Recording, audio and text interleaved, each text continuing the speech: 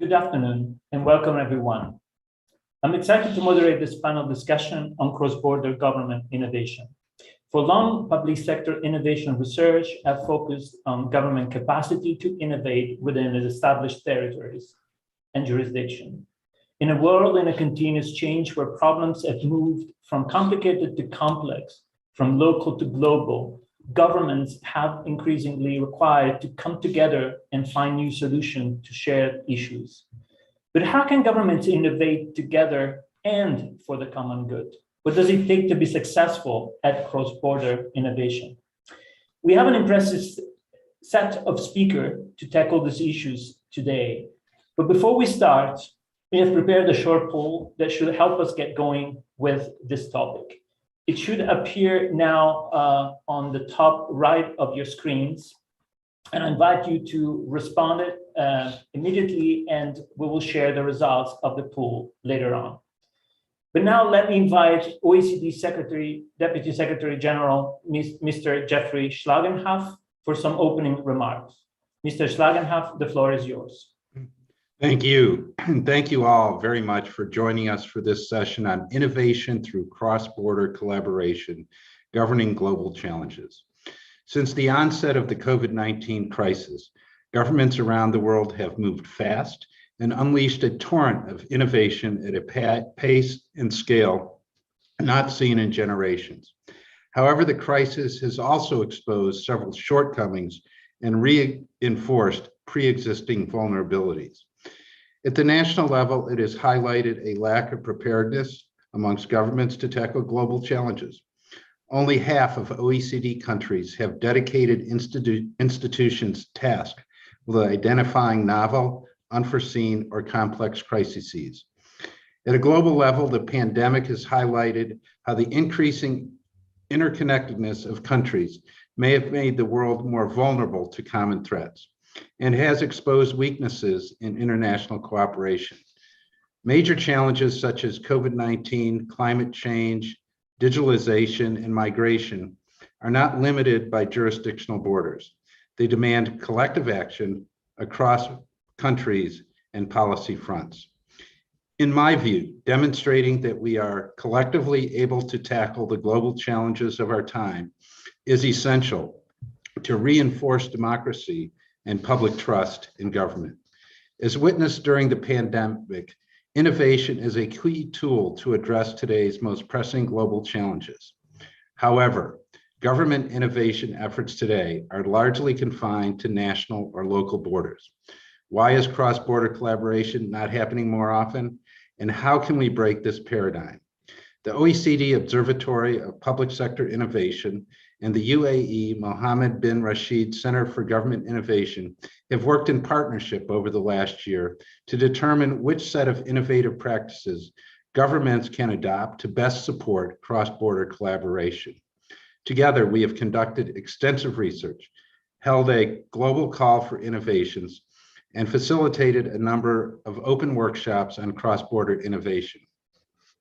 I'm pleased to be here with our partners from the Emirates to launch the first of a series of 3 reports on governing cross-border challenges. This report highlights that issues facing governments are increasingly complex and transboundary in nature. They require existing governance mechanisms to adjust and adapt. Governments are leveraging new structures, including innovative governance bodies, horizontal networks, and coordinated systems approaches in order to tackle these issues. It's these type of actions from governments, together with partners in industry and civil society, that help build a new foundation for multilateralism. International cooperation lies at the heart of the OECD's raison d'etre. We were reminded of this last week when ministers adopted the OECD's vision statement on the occasion of our 60th anniversary. I also feel encouraged by the groundbreaking agreement for a global reform of the corporate tax system by 136 countries last week under the inclusive framework established by the OECD. This will make our global tax system fairer and more adapted to the digital transformation of our economies. This reform was possible thanks to innovative and inclusive multilateral governance established by our Center for Tax Policy. I hope you will find the findings and conclusions of our first report useful and that they lead to a larger debate on how governments can come together and direct innovation for global collective action. I wish you a fruitful discussion, and it is with great pleasure that I pass the floor to Noura bin Kalban from our partner, the Mohammed bin Rashid Center for Government Innovation. Thank you. Thank you, Mr. Jeffrey, for your words, and thank you everyone for joining the session.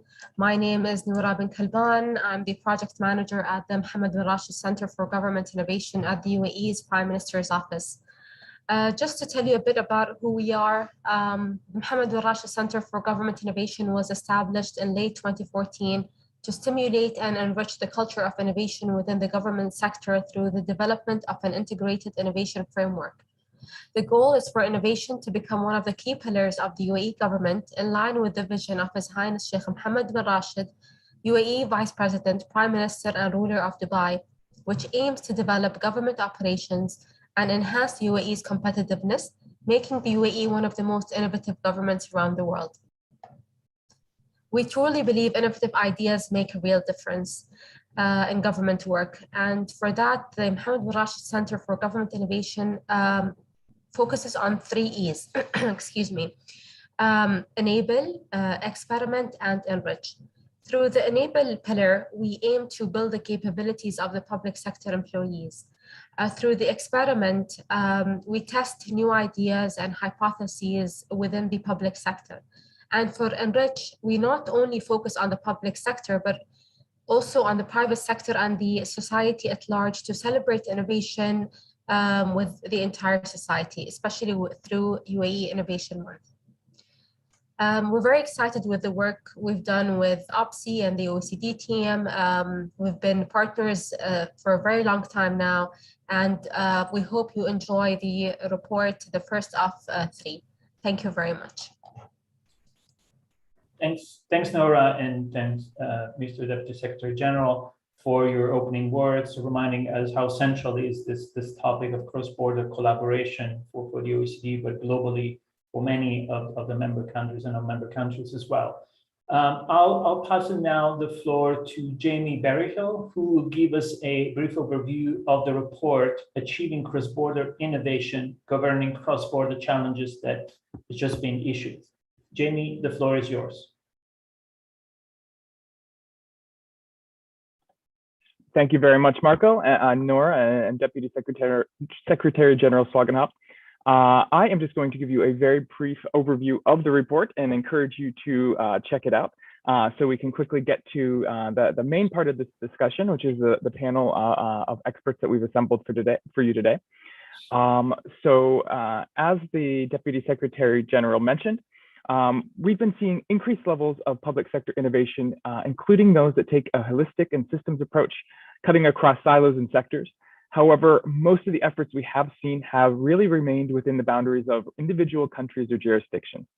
So OPSI and our partners at the UAE Mohammed bin Rashid Center for Government Innovation have worked together over the last year to try to sort out why is cross-border innovation not happening more often and why is it so challenging? And looking at real practices, can we surface some success factors behind successful projects? So we are today are launching our series of reports on achieving cross-border government innovation. And it will be a series of 3 reports that we'll issue over the next several months. And we're really excited to launch today our first report, which is on governing cross-border challenges. And throughout the course of these 3 reports, we've really relied on extensive research that we've conducted here at the OECD. So reviewing all of the at least 100 different sources of different publications that are relevant to the topic, but then also focusing largely on real world practice. So surfacing through a global call for innovations crowdsourcing exercise, 104 different initiatives of actual cross-border collaboration going on today. 131 different cases that we identified through our research, and then held 3 global open workshops with experts and practitioners who have experience with cross-border collaboration and innovation from 43 different countries to really learn from their experiences and what they've learned in trying to conduct this practice. So just a quick overview on our Governing Cross-Border Challenges report. So our first report in the series. We broke it down into 3 separate themes that we really see as different modes of governance structures and different types of innovative governance mechanisms that we're seeing in governments today. And the first core theme that we're seeing is building cross-border governance bodies. So creating new formal top-down or center-out structures to harness the collective efforts of actors divided by existing borders to bring them together in a formal and structured way. We have a case study in our report on the Kvarken Council, which is the first legal Nordic cross-border entity, leveraging cross-sector collaborative methods to drive future-oriented opportunities. And we're also really excited to have with us today the Vice President of the Kvarken Council that Marco will introduce in just a bit. Our third theme in the report is on innovative networks tackling cross-border collaboration. So while the innovative bodies that we're seeing are very top-down and center-out, we're also seeing horizontal linkages and more informality, informal type approaches being nurtured by governments, sponsored by governments, or just being participated in by governments who are ceding some control to other groups and serving as kind of a one player among many through global networks. The case study we have in our report for this theme is on the Open European Dialogue, which is a network of parliamentarians across Europe where members from different countries and even opposing parties can collaborate through experimental dialogue methods and foster shared learning, kind of regardless of their background. It's a neutral space for parliamentarians to come together from all different aspects and backgrounds of the European Union and non-EU countries within Europe. And then finally, our third theme that we break down in our first report is on exploring emerging governance system dynamics. So looking at cross-border collaborations and seeing how they're pioneering holistic new governance systems to foster new ways of working together across borders. So this includes kind of global governance mechanisms on co-financing, co-governance, co-project management, service design, and policy design and service delivery. So really seeing ways different partners can come together and build kind of this connective tissue between themselves to drive tighter linkages so that they can collaborate and push things forward together. The case study we have in our report for this theme is on the Borderlands Inclusive Growth Deal, which is a new governance system in North England and South Scotland that has secured almost 500 million Great British pounds in co-funding for a unified approach to inclusive growth in the region to focus on long-term success. So bringing together often many times small local jurisdictions together for collective impact. I won't go through all of them, but in our report, we surface a number of key challenges and key success factors, such as on the challenges side, trouble in addressing mutual needs and navigating different administrative boundaries, building trust and funding. And then over on the success factor side, things like garnering political support and agreeing on a common mission, strategy, and structures. So we try to break down each of these in the report to discuss how people and organizations are going about doing this. We provide 5 recommendations in the report on a variety of issues, including securing leadership, collective vision and strategy among all partners, putting into place the right enablers and dynamics, such as co-funding models and co-governance structures, sharing costs and benefits, but not having the expectation that necessarily everything's going to be equal. There's kind of a give and take with these things, and the goal is a net benefit for all players. And then ways on being a good partner. And building trust by fostering strong relationships over time, so over the long haul. Of course, like these are high-level recommendations, and they're really much easier said than done, but we're what we've observed so far. So in the coming months, after our 3 reports, we'll be working together on with experts and practitioners in an open way to develop a playbook that tries to break down these recommendations into more actionable and practicable guidance that governments can use. If I'd encourage you to check out the report yourself and read more about the details that we've put together at cross-border.oecdopsi.org. And with that, Marco, I'll pass it over to you for the discussion. Thank you all very much. Thanks, Jamie. Thanks for these very good examples of cross-border innovation already happening. But why doesn't happen it more? What is holding it back? So this, I think, will be really the core of the conversation here today. Let me introduce you the panelists that we invited for this discussion. We have Professor Alex Stubb, Professor and Director of the School of Transactional Governance at the European University Institute. Welcome, Professor Stubb. Luke Wilson, Cross-Border Commissioner in the Government of Victoria, Australia. Thanks for joining us. Ms. Asa Agreen Wickstrom, Vice President of the Kvarken Council and Vice President of the Regional Development Board of the County of Västerbotten in Sweden. Welcome, Ms. Wickstrom as well. And finally, Mariana Kartunen, Head of the International Regulatory Cooperation Unit here in the Public Governance Directorate at the OECD. Welcome you all, and thanks for accepting our invitation. Now, before we start the conversation, I might ask for to show the results of the poll so that we can take a look at them, and just remind you that the question was to try to test and get a sense of the knowledge in the room of cross-border innovation in the public sector. And results seems to confirm that there are quite some people that have previous knowledge. I'm an expert and actively take part in cross-border innovation projects, around 36%, and others that have some knowledge, but they've never really taken part of any cross-border innovation so far, another 33%. So I think a very advised attendee group for the sessions. And maybe I'll start with our panelists and turning to them to see if these results are somehow shocking or get you by surprise. Why cross-border innovation is not known more, or why cross-border innovation is not more experienced. What is your view? What is your vision?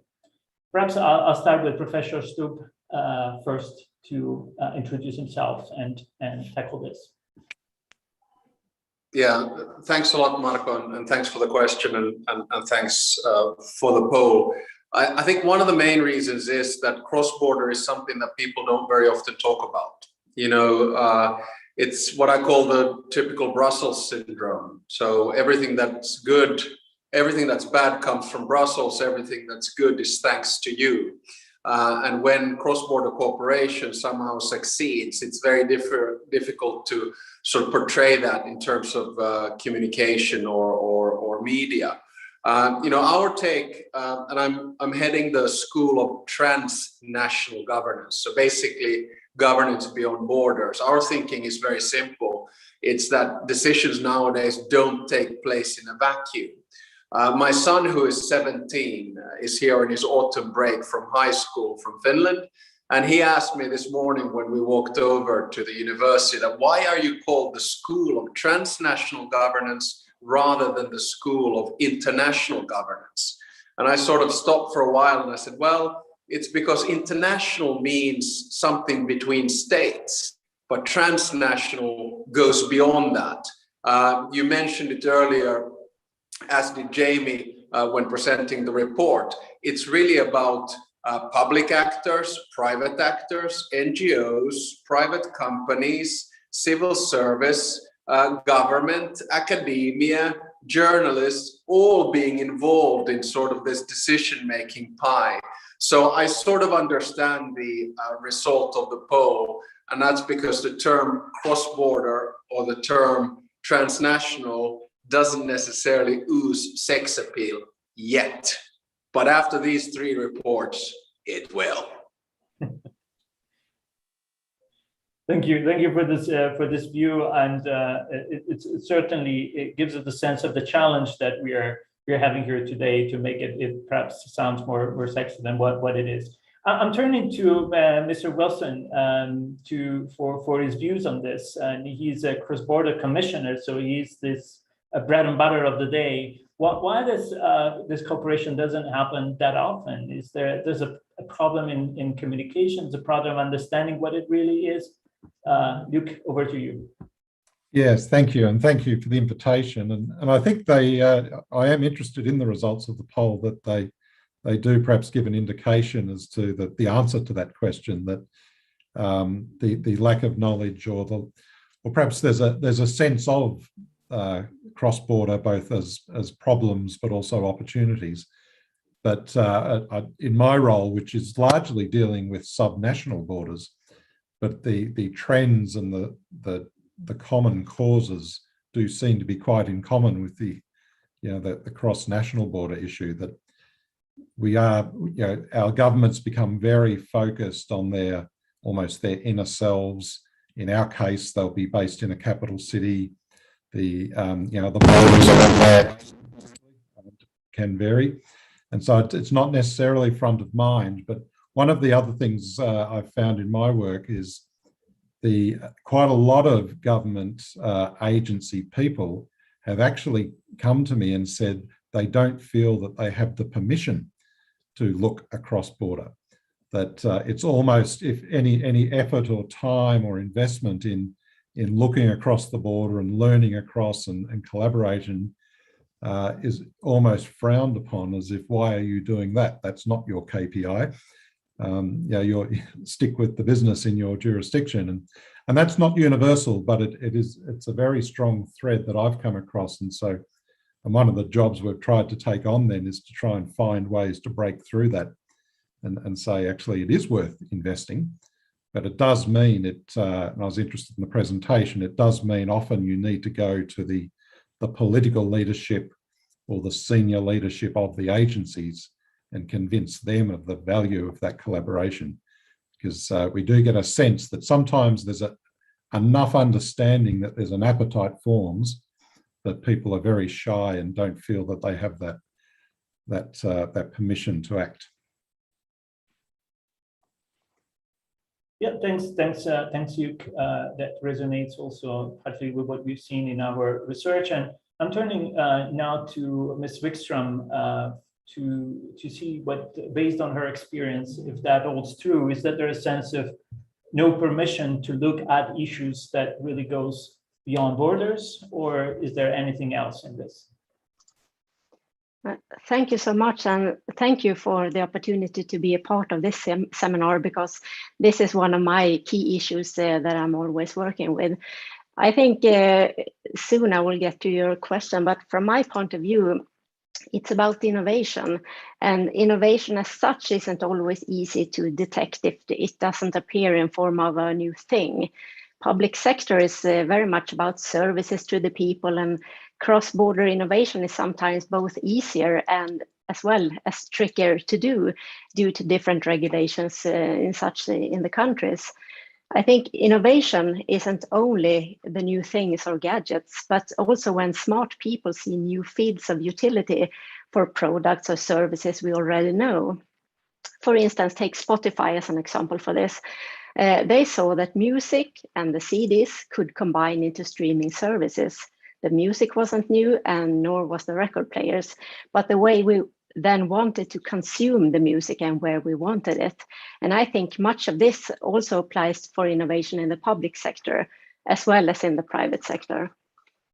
In my region, in the north of Sweden, we have a long tradition of finding each other to cooperate, simply because we are not so many people in our regions and we have long distances.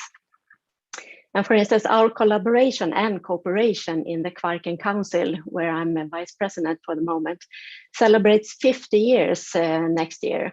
And during the last years, we have increased our cooperation between the region of Västerbotten in Sweden and the region of Österbotten in Finland. And just last year, we chose to take our regional collaboration one step further, and we launched the first Nordic EGTC, European Group for Territorial Cooperation.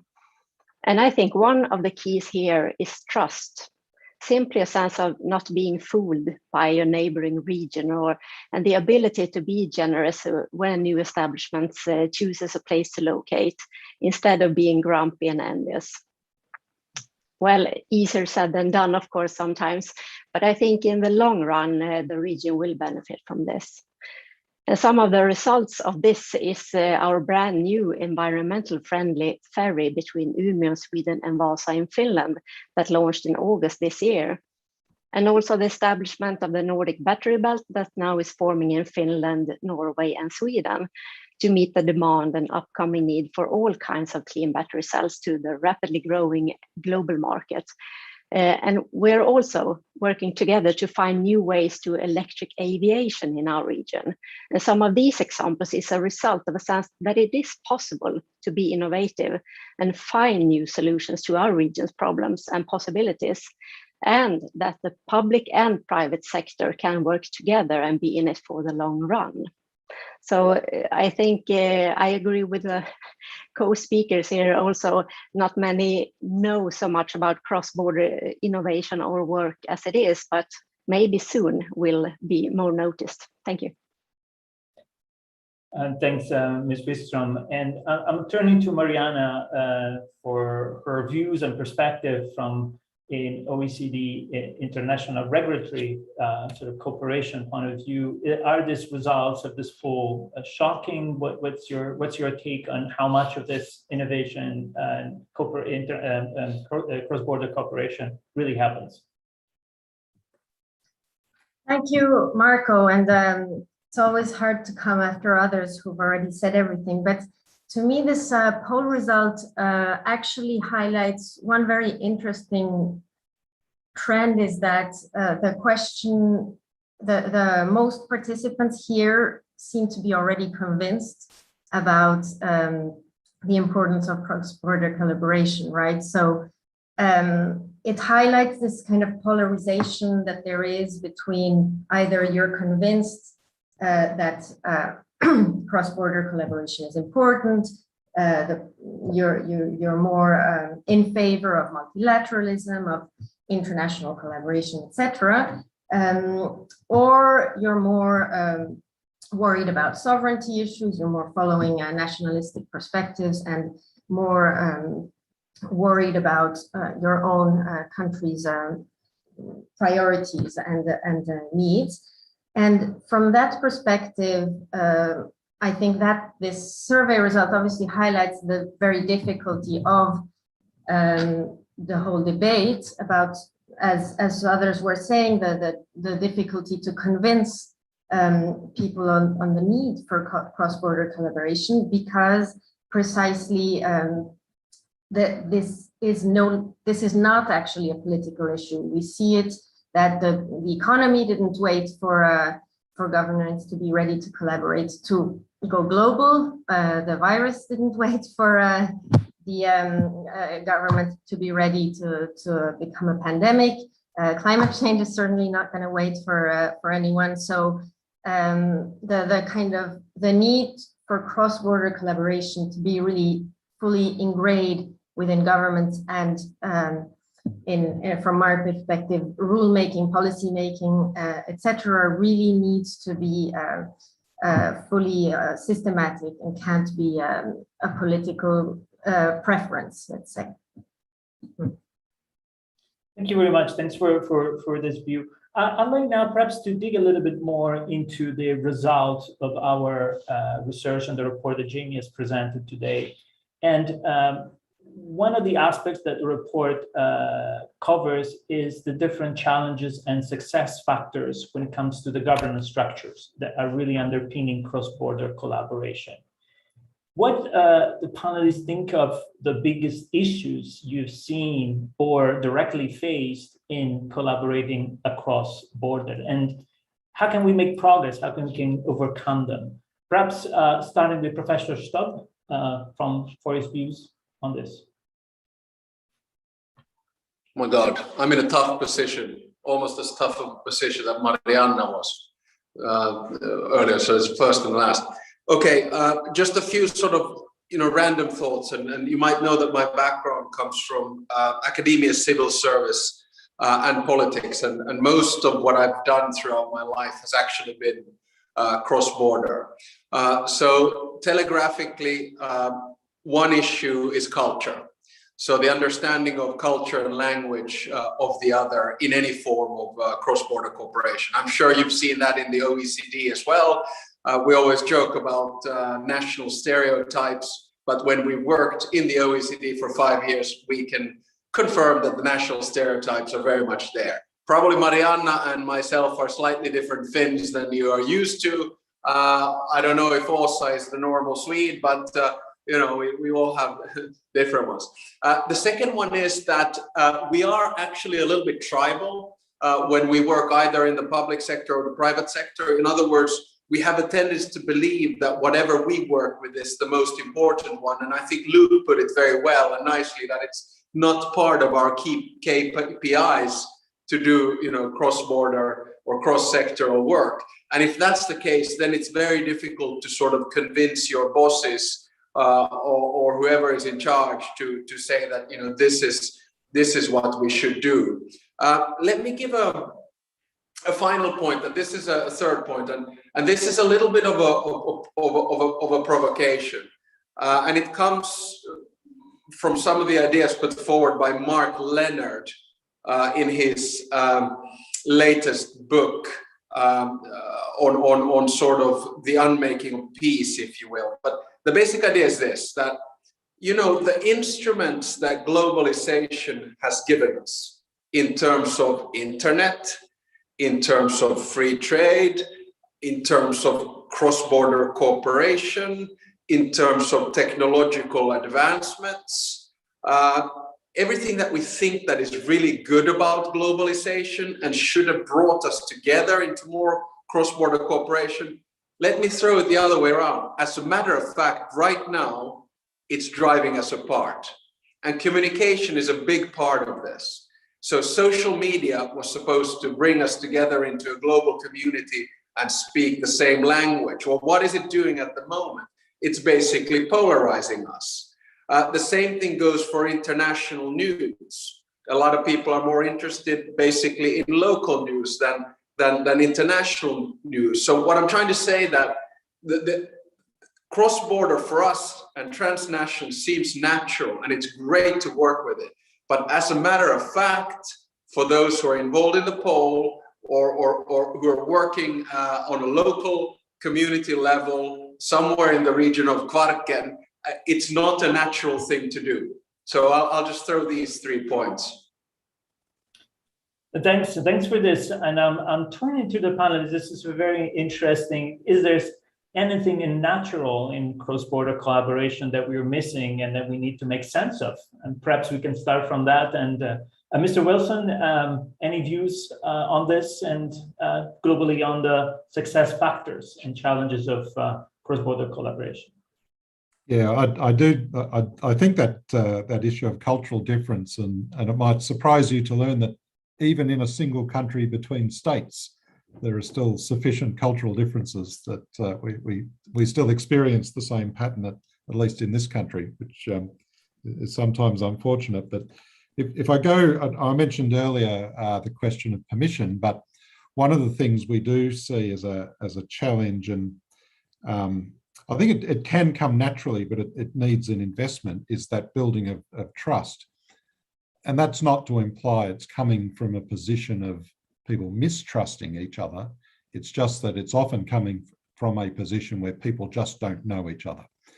They just don't know their counterparts, and they've, for whatever reason, they've never had cause or permission perhaps to reach out. And so one of the things we do encourage, particularly those agency leaders, is that the value of making that investment in those relationships, knowing your counterpart is the way we put it for the staff, is that if you can build that investment and you're not building it at the time because there's necessarily a specific issue on the table, you want that investment to those relationships to be ongoing and have ongoing value.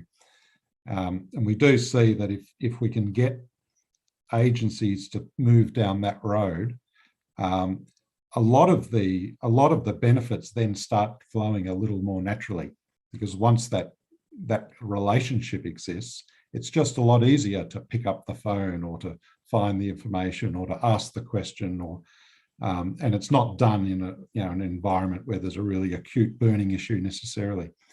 So we do think there's a natural element to that, but it does often need that first prod to get that investment moving.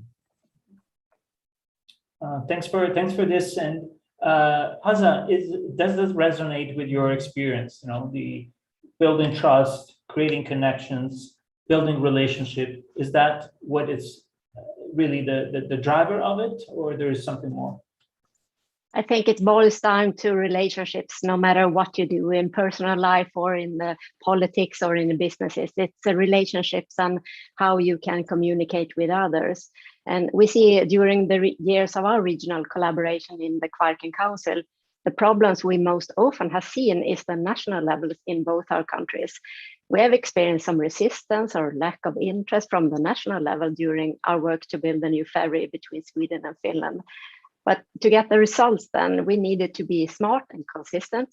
And we noticed that the interest from the EU was larger for the motorways of the sea. So we took advantage of that and used their interest to get the national levels in Sweden and Finland on board. And now the ferry is launched and running, and after many years of hard work and dedication, and a belief that it could be done, and is a vital part for the connectivity in our region. And that's one of the issues we have faced during the years. But I think morally, you need to start with a common problem or area that you have defined for collaboration. If you have a concrete or limited thing to start the cooperation within, it's easier than just a large vision of common understanding. And it's about the cultural thing also, because as Luke just said, it can be more different between locally in Sweden than it is between Sweden, Västerbotten and Österbotten in Finland. So that's a part of it too. And you need to start the work in cooperation to see which obstacles you meet and sort out in what order you need to solve them, I think. And again, here trust is the key, and your relationships to each other and the common goal of what we want to achieve. It's about a bit like, the cat in Alice from Wonderland. When Alice asks, would you tell me please which way I ought to go from here? And the cat answers, well, that depends on where you want to go. And Alice says, I don't much care where. So the cat replies, then it doesn't matter which way you go. And there you have it. A common goal is necessary to get results, we think. I see, Alex. I just wanted to come in. Yeah, if I may, to Åsa, this actually reminds me, I was working at the European Investment Bank from 2017 to 2020. And now I recall that the EIB gave a 70 million euro loan for the ferry from Finland to Sweden. And this is what I sort of encourage all local leaders to do. I mean, if you can't get your national authorities and government excited about something, then go the European way. Go to Brussels, or in this particular case, go and get the money from Luxembourg, and whoops, suddenly the national leaders are pretty interested in it and start supporting it as well. Thanks for this. Over to Mariana. This question of trust and building on cultural differences, how that combines with a perspective that also this cross-border collaboration need to be solidly based on legal artifacts, the legal issues that need to be dealt with, and cooperation that need to be established, some formalities. How does that work in your space?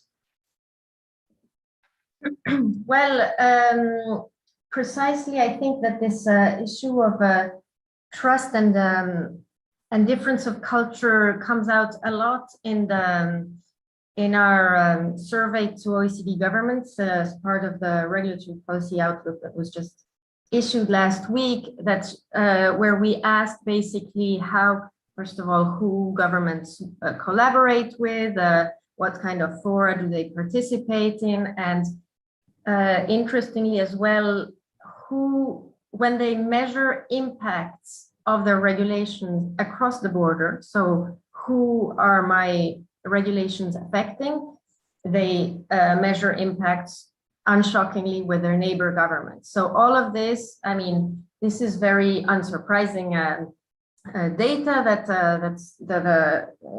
a cooperation, international regulatory cooperation happens mostly with neighboring countries, with regional partners. But what is a bit more surprising still, in my view, from this data, having been following these surveys for already, I think it's been 10 years, there's still very little cooperation and similar kind of measuring of impacts with countries that go a bit further than neighbors. And yet, typically, international trade is completely fragmented, and there is a lot of trade with countries who are at the other side of the world. There's so the geographic proximity, which is indeed usually, as we know, between Finland and Sweden, or I'm sure Luke knows with neighbors in New Zealand and the region, that the geographic proximity is a good indication of cultural proximity and therefore also of trust. And so how can we build this trust with countries further away? Because clearly this is not happening almost at all for now, or very little, let's say. And on that, I can get to later, I guess. Thanks, Mariana. Thanks for this. Now, moving into how this partnership gets implemented, we talked a bit about the vision, about the importance of a shared vision, shared values, the sense of a mission. But what are, in your views, the barriers, the institutional, financial, and legal barriers that might limit effective cross-border collaboration in your experience, in your case? Perhaps starting with Aza and her case specifically. Well, thank you. I think what we have experienced is after forming the first EGTC in the Nordic, we see that it has become a lot easier to be a formalized partner in our different projects, as well as finding financing and funding. Before this, the inventiveness and the way to decisions about various projects was longer. There were plenty more people and instances you had to persuade. But still, the Kvarken Council has fostered more than 100 projects during the years, and so it isn't impossible, but now it's become easier. And of course, the membership of the EU since 1995 has made it easier for both Sweden and Finland to find new ways of collaborating and finding funding for that. When we can use our common platform in the EU, it's easier to get things done, when the projects don't have to compete with priorities of investments on the national level, which of course can be quite different from our different countries. And I come back to the relationships and the culture, because I think if we compare our mentality in the north of Sweden and the north of Finland, it's quite similar in most ways. If you compare it to North Sweden and south of Sweden, it could be bigger differences over there. So I think it's a common goal, and you know each other from the beginning, and relationships takes time, and you have to be aware of that too. Thank you. Thanks, Aza. And turning to Luke for his views and what makes really this partnership hit the ground and be operational. What are the challenges that you've faced and you encountered? Yeah, look, one that we do come across, and it's kind of disappointing when we do, but the funding metrics are a very common barrier that we do strike, and it sometimes comes up with my jurisdiction and our neighbours. So these are geographically neighbours, where the way the funding metric will work is if there's an investment that generates a benefit on both sides, the Treasury will actually net that off. They don't want to know that there's a benefit on the other side. And of course, people who live in the border area are sort of just sort of shake their heads really and say, my goodness, what an opportunity you are missing. Because actually the smart thing to do would be to co-invest and get a much more efficient outcome. But from the very distant centres, the first instinct sometimes is to do the complete opposite. Which it still astounds me that I have to tell people that exists sometimes, because it just amazes. But that's for some of the areas we deal with, that funding metric and the way that works does present a barrier. Again, it's not always the case, and there are some things we work on that aren't particularly about funding in any case, but that's definitely one that is there, and that is one where often a more formalised arrangement is needed to sort of break the nexus of that. Thanks, Luke. Mariana, Alexander, do you want to add on to this points about the implementation of cross-border? What makes it happen? Marianne, haluatko mennä ensin? Do you want to go first? Please. Okay. I just come back to the notion that also was highlighting earlier, and to a certain extent Luke a second ago as well, that is the personal touch. You know, it's all about human interaction at the end of the day. I mean, you know, we can be as Monet as we want and talk that nothing is possible without humans, nothing is lasting without institutions. That might be true. But at the end of the day, it's basically the social contract between two individuals who are dealing with it. And I know that there are a lot of, economists who are firm believers in rational choice and quantum data and the rest of it. It's all exciting and fun and good and important for understanding the world. But when it comes to cross-border implementation, you know, there are no algorithms that are doing it yet. So that being the case, I think it's all about the human contact. And I think, to be honest, one of the problems that we've had during COVID-19 is that the younger generation hasn't been able to network or connect in the way in which they used to. And I think we're in desperate need for this, especially now when the cross-border stuff is probably not as interesting or vogue as it used to be. I'll just give my final point on this, which is a little bit separate.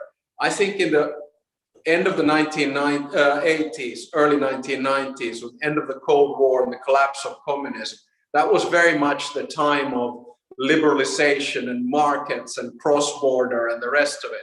So the pendulum swung, if you will, to the extreme in cross-border cooperation. Whereas now we've seen this sort of swing backwards towards the state and what would be, at least in public discourse, called less cooperation. You know, we saw that with not only 9/11, but then especially the financial crisis, the immigration crisis was all about bringing up borders. And now in COVID, we've had this crunch on cross-border cooperation, which is obviously then at the end of the day led to distribution problems and supply problems, etc., etc. So, you know, I'm hoping that the pendulum will start swinging back towards more cooperation, but that needs individual contact. Mariana. Kiitos. Just one final thought to add to everything else that's been already said. I would say that another thing to make cross-border collaboration actually possible is personal and also institutional, but starting from personal engagement or readiness to change how things are done. So I think we're all it's easier to go your own way. It's much easier to do things the ways you've always done it, and it'll necessarily have transaction costs to cooperate, to reach out to somebody else and to learn another way of doing. But then at the same time, there's no way you can do everything alone. So from that point of view, I think there's a clear benefit of accepting that there's new way of doing things, that this new way of doing things is actually looking elsewhere, learning from others, and doing with others. And this should become then less and less costly, let's say, less and less burdensome as you take the habit of doing it. And this, I take the personal experience because I think it reflects well what's true for governments as well. Thanks, Mariana. I'm seeing on the side a lot of good questions coming from the floor, from the public. I might pick a couple of them. One particular is intriguing. Give it to you, as is, who are the best knowledge brokers for scaling successful innovations across borders? think it's very interesting. Who want to pick on that? Either Luke or Asa at the start. Well, thank you. I wouldn't say the best. It's quite presumptuous, I think. It's not in our nature. But we obviously have been doing this for quite some time now. As I said, we celebrate 50 years of collaboration between Umeå and Vasa, Sweden and Finland, next year. So we have done most of the mistakes we might share with you or others who are interested. So our door is always open. And we see now that the most concrete example of our joint collaboration is the new ferry. You can actually go on the ferry. It's very there. You can touch it also.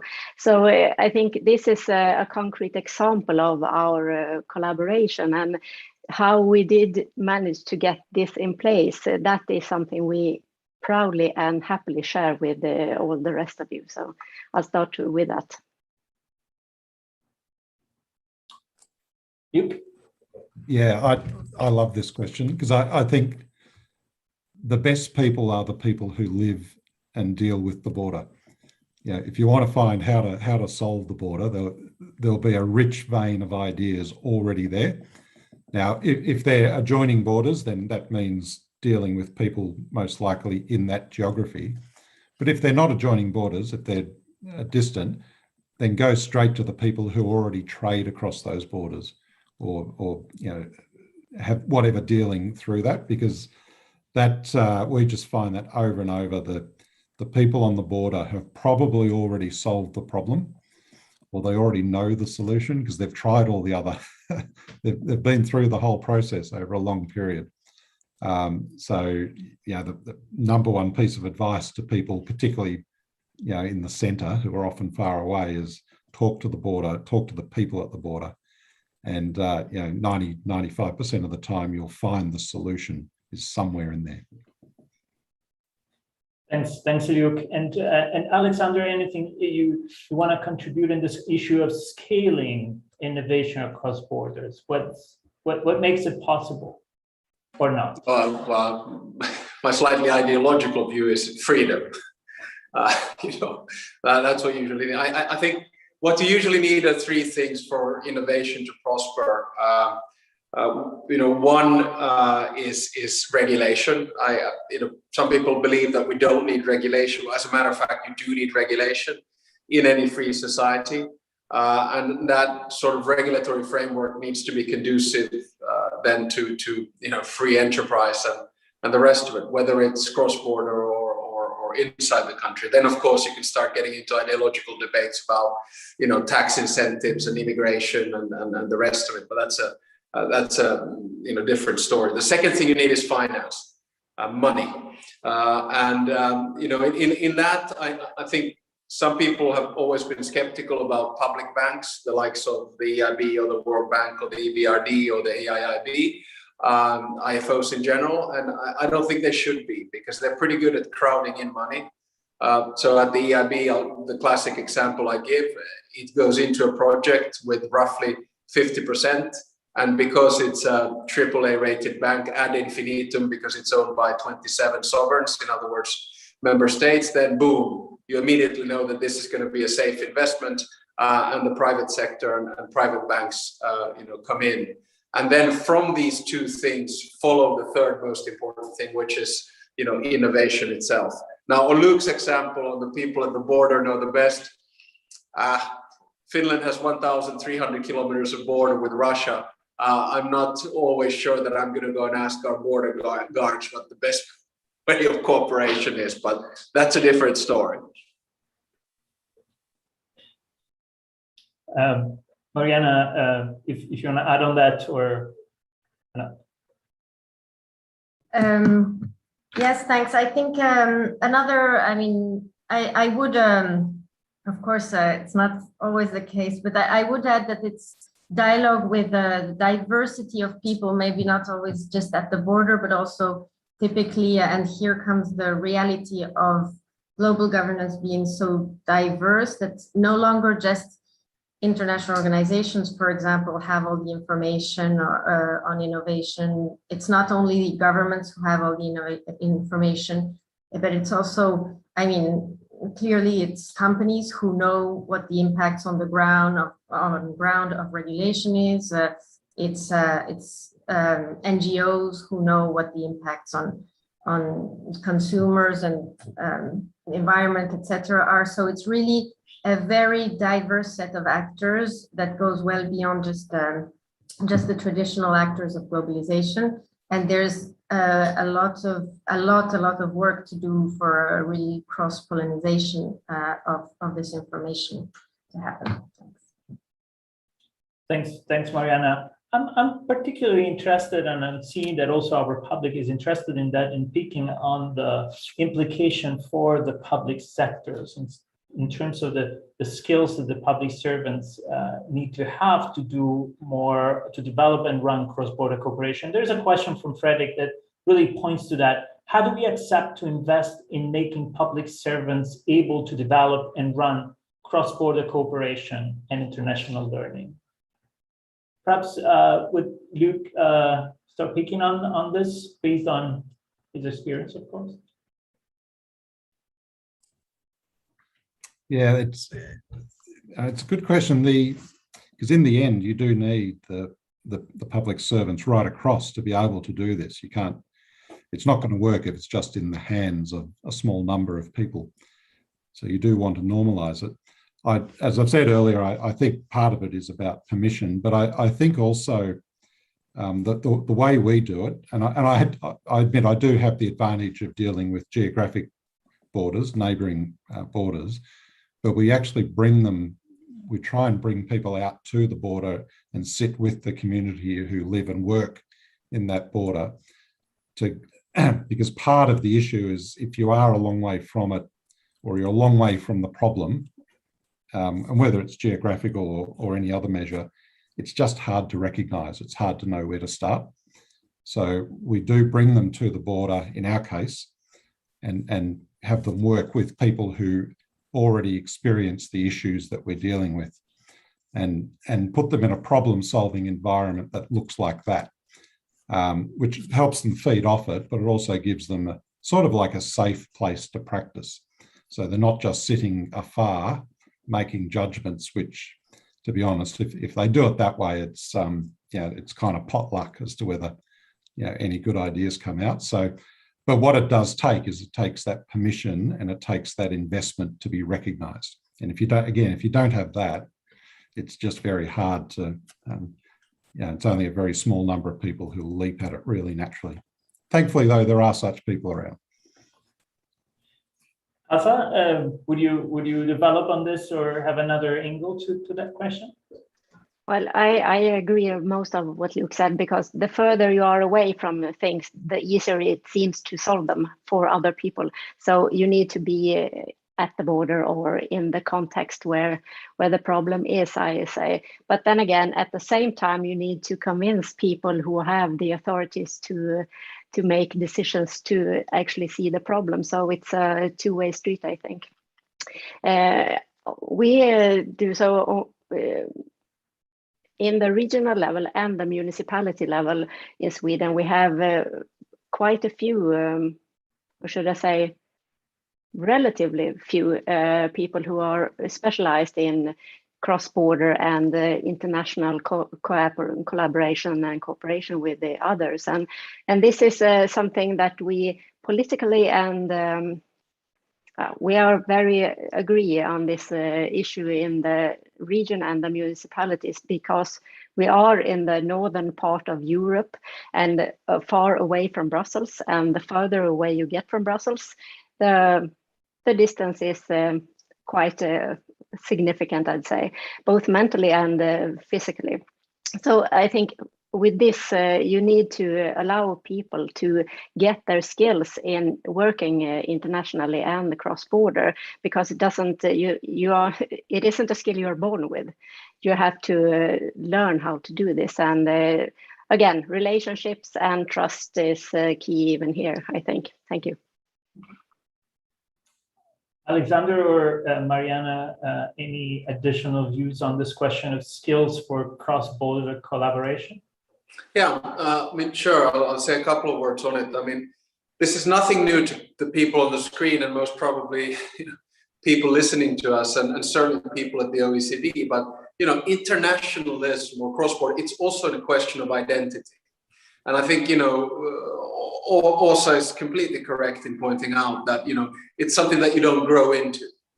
So, if you have someone who is obviously born local, with a local identity, with a local language, far away from the international realm, he or she is not naturally going to start to cooperate. It's something that you need to learn how to live into. And two additional points on this. One of the problems that we have, I think, in the public discourse is media today, in the sense that we don't have as many foreign correspondents as we used to have. So a lot of journalists are writing their stories from their desktop and basically just looking at different sources from other sort of web pages, et cetera. And that makes, I think, communication quite complicated to a certain extent. And I'm not blaming this on journalists, but the truth is that if you don't have that sort of broad space of conversation about cross-border, then it's difficult to push through. I mean, if the debate on the ferry to Kvarken is only about how much do you have to pay for it on the Swedish side versus how much you have to pay for it on the Finnish side, then it's problematic. The second issue, which we're all grappling with at the moment, is, of course, algorithms and the type of information that they feed us. So if you and I are cross-border type of people, and we keep on surfing from morning to evening on Twitter and Instagram and Facebook and Google about cross-border stuff, well, the algorithms start feeding that type of an identity to us. But the opposite is, of course, true. If you're anti-immigration, if you're a nationalist, if you are anti-international, and that's why I'm afraid that cross-border is important, but we are in a polarized society, and that's what makes it a bit more complicated. Mm-hmm. Mariana, is anything to add onto this, or? Yes, I would say that also for to coming back to the idea of building a capacity of public servants, I think there's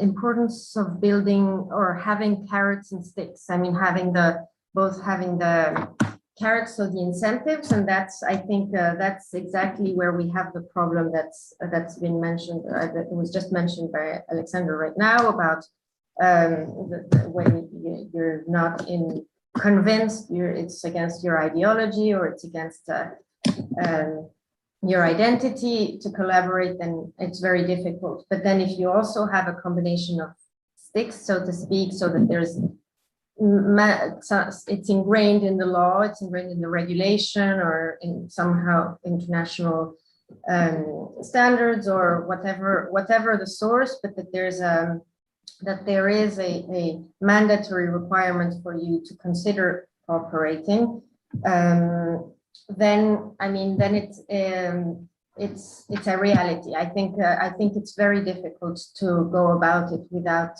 it being ingrained in some kind of action like that. Thanks, Mariana. We're getting close to the end of the sessions, but there are a number of very good questions. In fact, I picked the last one on this. How can we factor in uncertainty in cross-border collaboration in terms of uncertainty that characterize cross-border issues? How do we deal with that? And we spoke about creating better cultural linkages, creating trust between the partners that do cross-border. Is there anything else that need to be done to in the face of uncertainty? Who wants to pick on this one first?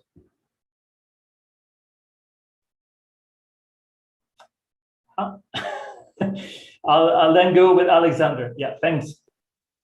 Okay, sure. Yeah, sorry for the painful silence and shyness coming from the panel. We're all like that. I think it's an extremely good question. Let me give you two answers. One is a direct answer, one is an example. The direct answer is let's just learn how to live with uncertainty. I mean, that's the world that we live in. I think there are too many people who sort of think that we live in some kind of a utopia where basically things are going to happen as we expect and everything is going to be always smooth sailing. No, I mean, life is constant crisis management. And I think in the blurb or intro forward to the report, I started by saying that we human beings have a tendency to, number one, over-rationalize the past, number two, over-dramatize the present, and therefore, number three, underestimate the future. And I think if we try to avoid this, then we're already quite far away. Now, on the uncertainty thing, I mean, look, COVID-19 has been a global pandemic, continues to be so, and causes a lot of uncertainty. But how do we deal with uncertainty? Well, we deal with it by doing cross-border stuff. Look, COVID-19, look at the different cross-border players involved in trying to solve the crisis. I'll just telegraphically give a few. The state, in other words, one of the 200 nation states around the world.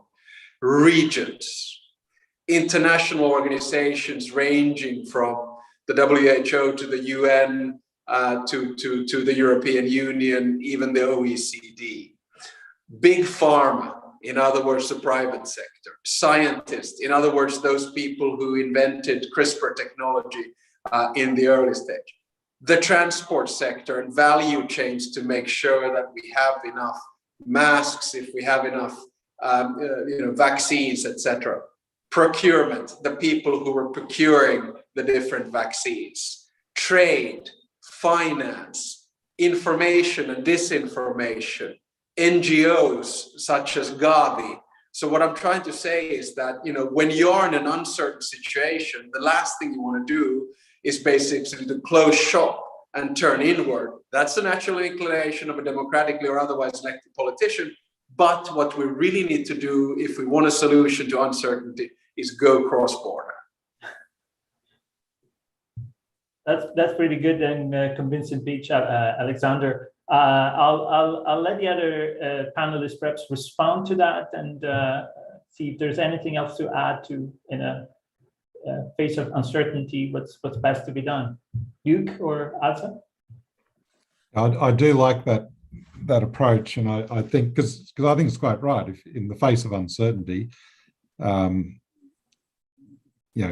probably the one risk is delude yourself to think that you can get it right, but at least have a lot of options, do a lot of learning, and the point of the cross-border collaboration is that there is someone else to learn from, and someone else to share risk with, and someone else to pool resources with. So I do like Alex's response there. Asa? Well, thank you. Alex said it so well, so I don't need to say the same things again. But I think the COVID pandemic, if anything, has shown us how close we are linked together. Maybe we didn't think so before the pandemic, but we are. We see just in the Kvarken region, it's a big issue to collaborate with each other when you can't meet, or now you can, but you couldn't for another year and a half ago. So this is important things, and I think common people just want to get by their day, their work, their life. It should just run smoothly, and to be able to do this, you need collaboration and cooperation. And the cross-border is one of the ways we can do this in. So relationships all over again. Mariana? Yes, I would precisely. I think Alexander said exactly the real. I agree with it 100%. I mean, working at the Public Governance Directorate, it's difficult for me to say otherwise, but for me, it's really the institutions and the public sector, let's say, all the institutions, as well as the laws, regulations, constitution, etc. The democracy that's there, and all the rest can be uncertain because, I mean, it's true that during COVID, we've seen a lot of shortcomings. There's been really a lot of issues already with the vaccines. Right now, it's still completely unequal how it's gone around the world, but where we do see effective states and effective democratic processes and effective institutions, we see better results. So I'm tempted to be in that direction. Yeah, thanks, Mariana. This has been a really incredibly rich discussions, and it can continue more. And I see that a lot of interest in going forward, also from our audience. Now, in the remaining few minutes, one of our goal of this conference has been to not only to encourage discussion, but also some deliberate actions by governments and leaders moving forward. So, in 1 minute or less, could you share with us one thing that you're personally committed to doing differently as we move forwards and beyond the recovery? Perhaps I'll go with Luke first this time. Yeah, look, it's something that we hopefully do different coming out of the recovery or coming out of the COVID, the acute period. But one thing that I need to do and to put back into our government is to just get people to ask that border question more regularly.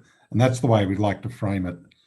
I mean, it's almost a bumper sticker that has a lot beneath it. But if we can just get people asking that border question as they go about their agency work, we just think there's a lot of gains. There's a lot of gains for the whole jurisdiction, certainly for the people who live in the border, but it's not limited to that. So I think pushing people to ask that border question and doing that myself is my commitment. Great, thanks, Luke. Aza, what would you committed to do?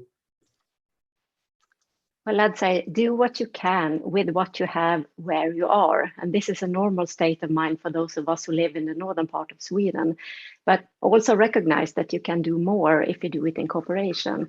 So hopefully we will soon be able to fully recover from this COVID pandemic throughout the world.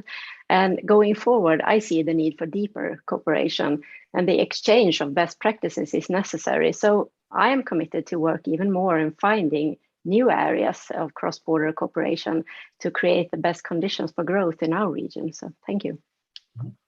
Thanks, Aza. And Mariana, what is your commitment? Well, I think if it's just a personal commitment, I would say I would start, I commit to always listening, just listening, because that's the first step to then learning and then potentially opening the doors for collaboration. So I think that's where I would go. Okay, thank you. Alexander. Okay, I have a personal commitment and a general commitment. The personal one is probably not good for cross-border cooperation, but I'm trying to stop shaking hands. You know, one thing's coming out of this. One of the best things coming out of this pandemic is that I haven't had a cold in two years because I haven't shaken hands with anyone. So that's mine. I'm sorry, I know it might be a little bit rude, but the more proper one is I'm going to continue working here at the School of Transnational Governance and basically teaching at any given time roughly 80 master students and 60 fellows about the virtues of transnational cooperation and governance. And I hope that when they do the poll, they will certainly understand what things cross-border and transnational mean. Thank you to you all for your honesty and your commitment. We're not going to check on that in a few months' time. So and any commitment is a good one. I really want to thank all of you for taking the time to join this conversation and commenting on the report with us. It's been a really valuable time. We got a lot out of this. The work that UCD is leading from different angles on cross-border collaboration is continuing, and we'll soon issue a couple of reports on this innovative dimension of cross-border collaboration. And we're happy to keep you appraised of that movement.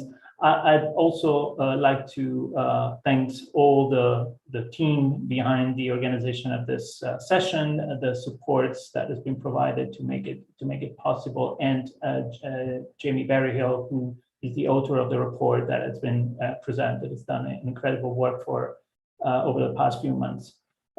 Thanks to you all, and I hope you will continue following on the conference, and if you have time, of course. But particularly Luke, thanks for being with us so late at night, and thank you all.